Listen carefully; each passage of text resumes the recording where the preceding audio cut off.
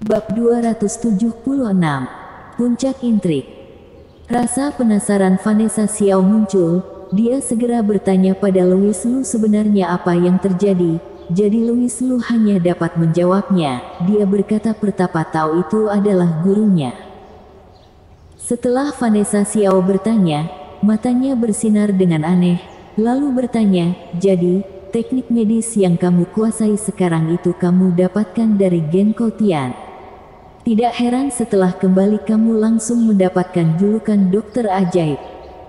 Kondisi Louis Lu sudah Vanessa Xiao ketahui dari grup mereka. Dia mengetahui setelah Louis L kembali ke kota Jiang, dia langsung menjadi dokter ajaib yang terkenal, dan dia juga merasa sangat bangga. Adiknya sudah terkenal. Sekarang setelah mengetahui Louis Lu adalah murid dari Pertapa Tao itu, Vanessa Xiao tidak bingung lagi kenapa dia bisa memiliki teknik medis yang begitu hebat di usianya yang masih muda seperti ini. Karena guru yang hebat pasti dapat mendidik murid yang hebat. Genko Tian tersebut tidak pernah Vanessa Xiao temui. Dia hanya pernah mendengar bahwa Genko Tian itu memiliki teknik medis yang sangat hebat dari keluarga Long. Jika tidak keluarga Long juga tidak akan memohon dirinya untuk memberikan mereka kesempatan untuk balas budi. Bagi keluarga Long, Vanessa Xiao pasti memiliki hubungan dengan Genko Tian. Namun hubungan apa itu, mereka juga tidak tahu jelas. Vanessa Xiao sendiri juga tidak tahu. Hari ini setelah mendengar ucapan Louis Lu, Vanessa Xiao baru mengerti, alasan Genko Tian meminta keluarga Long menjaga dirinya, semuanya karena Louis Lu. Vanessa Xiao memandangi wajah Louis Lu yang tampan tersebut, lalu dia merasa tersentuh. Dengan memiliki adik yang seperti ini, apalagi yang harus dia minta? Vanessa Xiao ingin berdiri dan memeluk Louis Lu, namun saat ini Louis Lu mengatakan hal yang justru merusak suasana hatinya. Kakak keenam, sesuai ucapanmu itu, di Tiansheng Entertainment, kamu ini memiliki hak mengeluarkan suara. Perusahaan sama sekali tidak bisa membelenggu dirimu. Kalau begitu seharusnya beberapa bulan lalu kamu bisa pulang mengunjungiku, tetapi kenapa kamu mengulurnya hingga sekarang? Saat itu Louis Lu melihat riwayat pembicaraan di dalam grup kakak-kakak. Vanessa Xiao berkata dirinya tidak bisa pulang melihat adiknya yang masih hidup karena perusahaan tidak memberikan izin. Hari ini dia baru tahu, dengan kedudukan Vanessa Xiao yang seperti ini, bagaimana mungkin Tiansheng Entertainment tidak membiarkannya pergi. Saat ini Vanessa Xiao terlihat bersalah. Dia tersenyum dengan canggung, lalu berkata, hehe, aku benar-benar sibuk. Jika tidak menggunakan perusahaan sebagai alasan, kamu pasti mengira kakak lebih mementingkan karir daripada kamu. Vanessa Xiao memiliki kekuasaan yang besar, meskipun dia berkata ingin pergi jalan-jalan selama setengah bulan di saat proses perekaman, mungkin tidak akan ada orang yang berani menghadangnya, mereka mungkin hanya berani mengeluh di belakangnya saja. Tetapi Vanessa Xiao tidak ingin tidak bertanggung jawab seperti ini. Di saat itu, dia memang sedang sangat sibuk.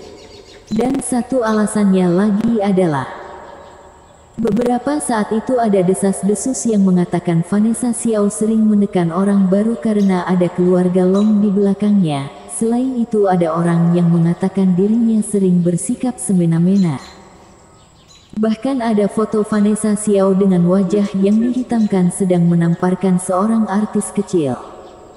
Semua itu adalah hal fiksi. Yang sebenarnya saat itu artis kecil itu yang berinisiatif mencari Vanessa Xiao. Dia meminta Vanessa Xiao mengajarinya akting, karena itu Vanessa Xiao dengan serius mengajarinya. Akhirnya para media mengambil kesempatan itu untuk mencoreng citranya. Setelah kabar itu tersebar, dunia hiburan langsung heboh. Kira-kira ada sekitar 70% orang yang mendukung Vanessa Xiao di saat itu. Di antaranya termasuk artis-artis yang cukup terkenal, mereka semua pernah bekerja sama dengan Vanessa Xiao. dan tahu sifat Vanessa Xiao, mereka yakin Vanessa Xiao tidak akan menindas orang baru. Sebenarnya dengan berpikir saja sudah dapat mengetahuinya, dengan kedudukan Vanessa Xiao di Tiansheng Entertainment sekarang, dia sama sekali tidak perlu menindas orang lain. Dia itu sudah setara dengan CEO wanita dari Tiansheng Entertainment, namun karena tertarik, dirinya turun tangan untuk berakting, dan ternyata kamu mengatakan CEO wanita itu menindas orang baru, karena khawatir orang baru itu memberikan dampak baginya. Apakah itu masuk akal? Kenapa kamu tidak mengatakan saja putra seorang pemilik restoran pergi mencuci piring untuk mendapatkan pengalaman? Akhirnya beberapa pekerja yang lainnya dipecat, alasannya karena putra seorang pemilik restoran khawatir penghargaan pekerja terbaik direbut oleh orang lain. Dengan hal yang terpampang jelas seperti ini, masih saja ada 30% orang yang memilih untuk berdiri di pihak yang berlawanan dengannya. Mereka itu terdiri dari apa saja? Sebagiannya adalah hanya ingin memanfaatkan kehebohan ini saja, lalu ada yang merasa iri pada Vanessa Xiao, lalu sisanya adalah artis-artis yang pernah bekerja sama dengan Vanessa Xiao, dan sebagian orang ini adalah orang-orang yang sengaja memanaskan suasana dari kejadian ini. Setelah berita meledak, artis kecil itu hanya bisa berdiri keluar, kemudian melakukan klarifikasi, mengatakan berita itu palsu.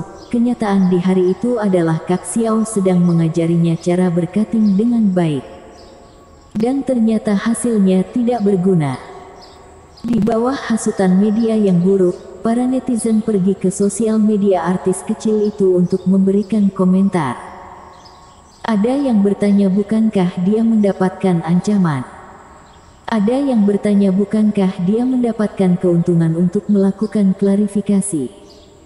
Bahkan ada yang mencibirnya, kami sudah menegakkan keadilan untuk kamu, namun kamu justru menjilat Vanessa Xiao, bukankah kamu itu pengkhianat?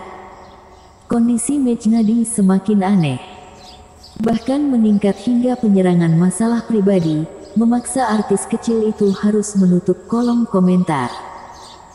Lalu para netizen segera berkata, lihatlah, dia sudah merasa bersalah, jadi dia tidak berani keluar lagi.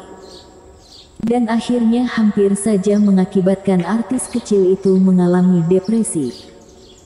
Ini adalah fenomena buruk di dunia hiburan, seharusnya dapat dikatakan fenomena ini dapat terjadi di bidang apapun, karena para netizen mudah sekali digiring oleh oknum-oknum media yang tidak bertanggung jawaban.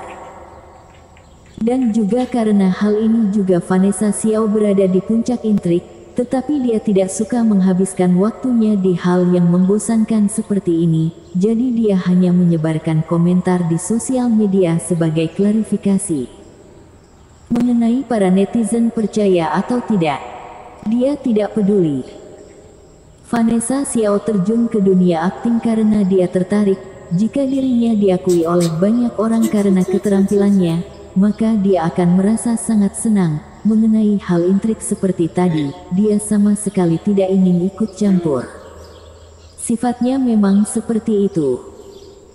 Namun, demi tidak menarik perhatian publik lagi, sejak saat itu Vanessa Xiao menjadi lebih memperhatikan tindakan dan ucapannya, dan jika saat itu dia pergi dari tim direktor, mungkin orang-orang akan menjadikan kejadian itu sebagai sebuah artikel lagi, mengatakan dirinya semena-mena. Setelah mempertimbangkan hal ini, dia memutuskan untuk menahan keinginannya untuk bertemu dengan Louis Liu, karena bagaimanapun Louis Liu masih hidup, di waktu yang akan datang dirinya pasti memiliki kesempatan untuk bertemu dengannya. Dan semua itu adalah alasan kenapa Vanessa Xiao baru pulang ke Jiangnan untuk bertemu dengan Louis Liu. Bersambung.